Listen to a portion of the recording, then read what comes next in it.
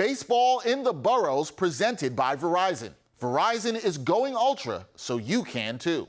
After losing 2 out of 3 to the White Sox, the Yankees bounced back with a victory over the Marlins in South Florida on Friday night, and their offense exploded for 9 runs. But Friday also saw another player in pinstripes go on the injured list. Let's talk some Yankees baseball with the host of the Hot Corner. That will be Kaitlin Maniscalco. Kate joins me now. Kate, how you doing? I'm good. How are you? Thank you so much for having me. Glad to have you here to talk some Yankees baseball. I know it hasn't been happy times or the happiest of times for Yankees fans, but we're going to make it work. We're going to talk some Yankees baseball here. So, Kate, let's start with the bad news on Friday. Nestor Cortes, he goes back on the IL with a strained left rotator cuff. This is just 6 days after his first big league appearance since May 30th. How big of a blow is this for New York? And with Luis Severino struggling, do you trust his pitching staff right now? Yeah, huge blow to Yankee fans, especially since the common theme of the season has been, the Yankees take 1 step forward, you take 3 steps back. Nestor Cortes comes back against the Houston Astros. It looks like so much promise. He goes 4 innings. He's on a pitch count, but he lets up one hit over 1 run. So everyone's like, all right, this is great. We're getting that juice back, especially since you have players like Carlos Rodon, over a 7 ERA and 6 starts. You have Frankie Montas, who we haven't seen yet. You have Luis Severino sporting a 9.72 ERA in his last 12 games, second highest by a Yankee over a 12-game span. In terms of pitching, if you want to look at the positive, you could say Garrett Cole's having a Cy Young caliber year, right? So as long as he does his job, turns it over to Clark Schmidt, he's averaging about 2 runs a game in his last 5 games. He's definitely starting to find it. And then guys like Randy Vasquez and Johnny Brito getting called up from the minor leagues, they are going to be really impactful. They're going to get a lot of opportunities to pitch this season. Vasquez has been pretty good. He's got a 1.72 ERA. He's 2-1 during that span. Brito, not so much, but it's going to depend, I think, in terms of a longer playoff push. That's where the pitching, I'm a little bit undecided when you start facing teams, because they still have the Braves, the Astros, the Toronto Blue Jays, the Red Sox, some of the best teams in baseball. The Tampa Bay Rays is another one on that list that they still have to face in their 45 games left in the season. In terms of a playoff push, I think it's going to be kind of up until the last few games, because even when you face the wild card, that's where the pitching is really going to come into play. And I know we're going to touch on this a little bit soon, but it's not going to matter unless they start hitting. Yeah, not going to matter unless they start hitting. Pitching has been shaky, worrying about some young guys and whether you can trust them.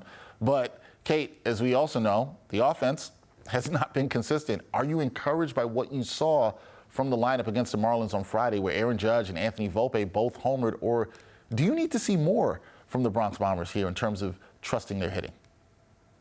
I think we definitely have to see more. I mean, they face the White Sox in a 3-game series. You really have to sweep, but at the very least, you got to take 2 out of the 3. They take 1. They left 29 runners on base during that series. They had multiple opportunities, bases loaded, nobody out. I think it was about 2 or 3 innings.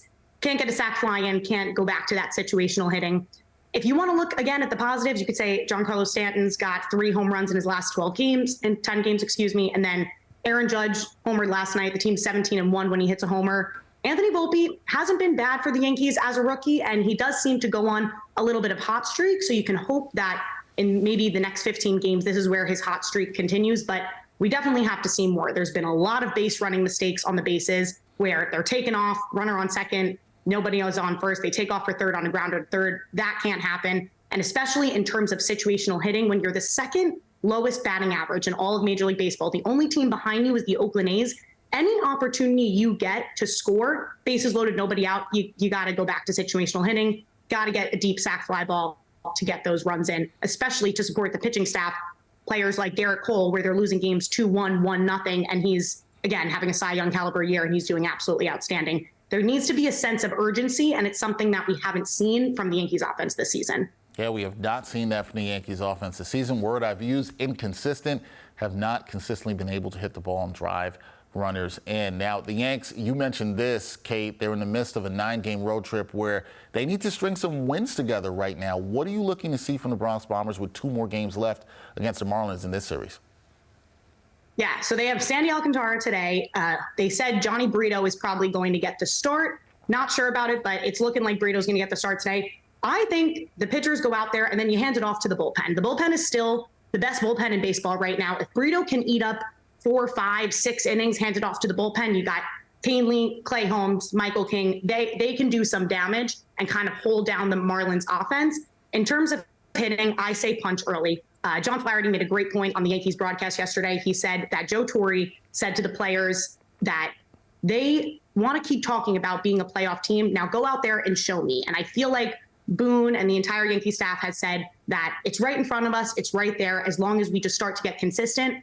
And we want to believe you, but now you need to actually start to get hot. And we saw a glimpse of it last night. We saw a glimpse of it in the Astros series, a little bit in the Tampa Bay Rays series last week. So as long as they can start to find some consistent at-bats, punch early, like we said yesterday, Volpe 3-run home run, get ahead in the game early. That way you can hand off to pitching staff. It gives them a little bit more of comfortability, because think about how hard it is for Garrett Cole, Johnny Brito to go out there and know that their offense is struggling to score runs and try and do their job. It's very difficult. If they punch early, first, second, third inning, it sets up the pitchers in a better position to go out there and do their job. Yeah, we'll see if they can do that. Getting on the board early and setting up those pitchers would be a good thing for the Yankees moving forward. They are 4 games at the point of this recording out of the final wildcard spot in the American League. That is Kate Maniscalco, catcher. She is the host of The Hot Corner. Kate, great first time on here talking some Yankees baseball. We got to do it again. Awesome. Yes, anytime you want. Thank you so much again for having me. Thank you.